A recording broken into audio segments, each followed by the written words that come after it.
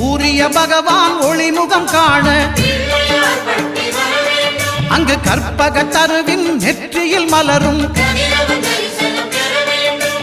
இருளை விலக்கி உலகை எழுப்பும் ஞாயிறு அங்கே குடியிருப்பான். அவன் ஆனை முகத்தனின் அடியவர் மனத்தில் ஒளியாய் வந்து கொலுவிருப்பான்.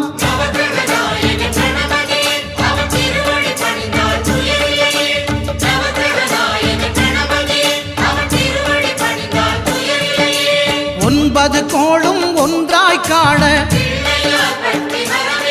அங்கு கற்பகம் என்னும் கடவுளின் மெய்யில்